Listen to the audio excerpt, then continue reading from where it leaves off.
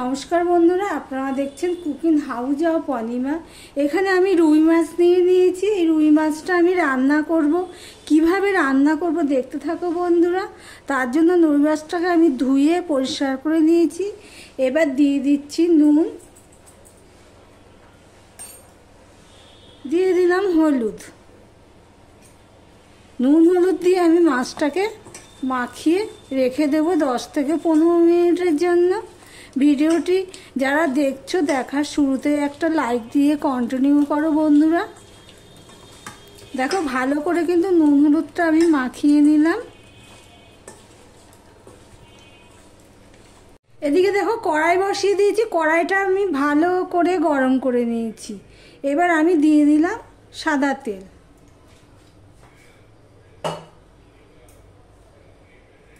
দিয়ে দিলাম অল্প একটুখানি নুন। যেহেতু আমি মাছে নুন হলুদ মাখিয়ে রেখেছি সেই জন্য নুনটা অল্প একটু দিলাম।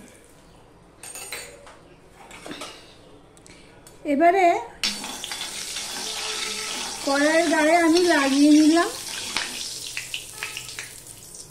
এবারে মিডিয়ামে দিয়ে আমি মাছগুলো ভেজে নেব। রুই মাছটা আমি রান্না করব আজকে। কি দিয়ে রান্না করব সেটা দেখতে থাকো বন্ধুরা। এইভাবে রান্না করলে, এই সবজিগুলো দিয়ে রান্না করলে কিন্তু ভালোই হয়।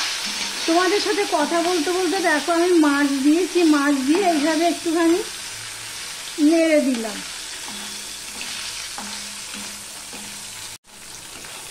দেখো মাছগুলো নেড়ে দিয়েছি। মাছের এক পিঠটা হয়ে গেছে। এই দেখো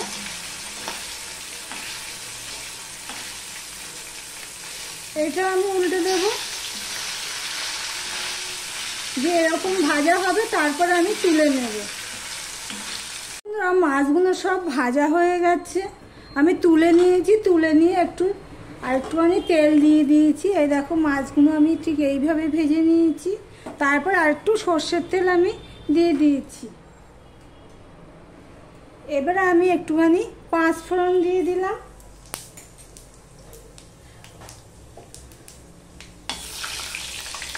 পাঁচফোড়নটা হয়ে গেলে আমি একটা বড় সাইজের পেঁয়াজ, খুব একটা বড় না, মিডিয়াম সাইজের পেঁয়াজ আমি দিয়ে দিলাম।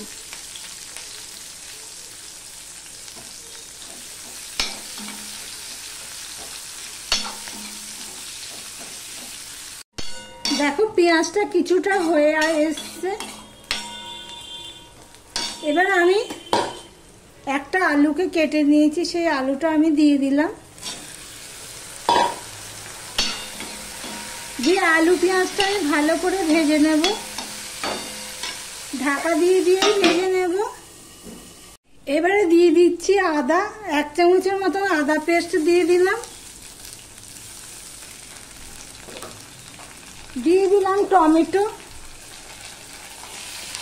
পেঁয়াজটা একটু লেগে গেছিল,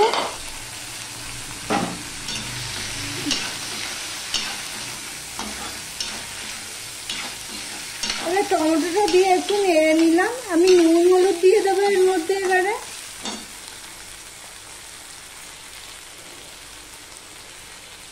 দিয়ে দিলাম নুন,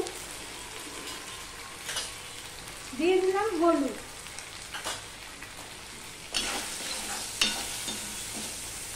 গ্যাসটা হঠাৎ করে বড় করে দিয়েছি আর পেঁয়াজটা একটু কালো হয়ে গেছে, সেগুলো আমি তুলে ফেলে দিলাম। এবার নুন হলুদটা দিয়ে টমেটো আদাটা দিয়ে আমি একটুখানি কষিয়ে নেব। এই পর্যন্ত যারা ভিডিওটি দেখছো লাইক দিয়ে কন্টিনিউ করো। এবারে আমি কিছু মশলা অ্যাড করব। 1 চামচের মতন আমি জিরের গুঁড়ো দিয়ে দিলাম। 1 চামচ ধনের গুঁড়ো দিয়ে দিলাম। 1/2 চামচের মতন হলুদ দিয়ে দিলাম।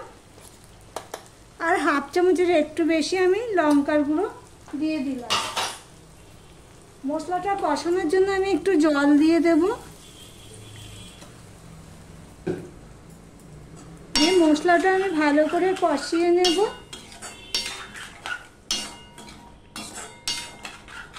দেখো মশলাটা প্রায় কষানো হয়ে এসছে। এই অবস্থায় আমি দিয়ে দিচ্ছি বরবটি।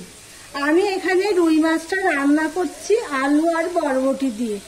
বরবটিটা যদি আগে দিয়ে দিতাম তাহলে বরবটিটা বেশি সিদ্ধ হয়ে ঘেঁটে যেত, তাই জন্য আমি আগে দিইনি। এবার আমি গ্যাসের ফ্লেমটা একদম লো করে দেব, দিয়ে আমি ঢাকা দিয়ে আমি কষিয়ে নেব, কেননা বরবটিটাও মশলার সাথে একটু কষাতে হবে, সিদ্ধও হতে হবে। আমি ঢাকা দিয়েই করে নেব।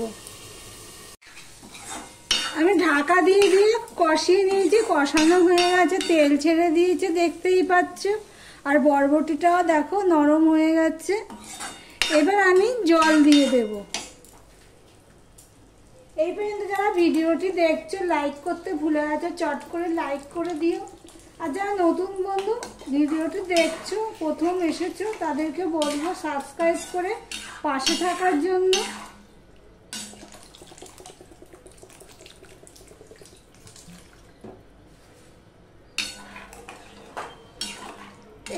আমি এই পরিমাণে ঝোল রাখলাম। এবার ঝোলটা ফুটে ওঠা পর্যন্ত আমি অপেক্ষা করব। ঝোলটা ফুটে উঠলে একে একে আমি মাছগুলো দিয়ে দিচ্ছি।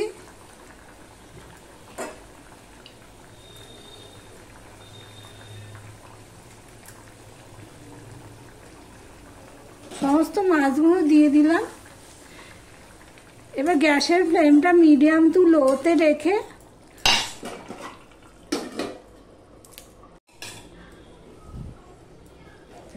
আমি 5 মিনিট ফুটিয়ে নিয়েছি। মাঝে এসে একবার মাছগুলোকে উল্টে পাল্টে দিয়েছি। নুনটা আমার কম হয়েছে, তাই আমি একটু নুন দিয়ে দেব।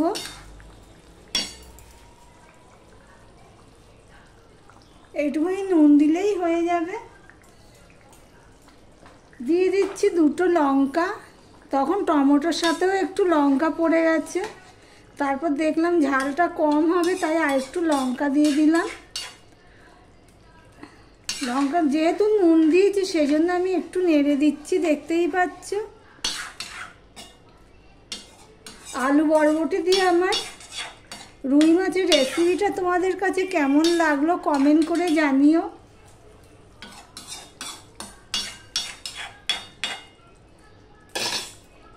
এবার আমি ঢাকা দিয়ে দিলাম, গ্যাসটা অফ করে দিলাম, স্ট্যান্ডিং টাইম আমি রেখে দেব।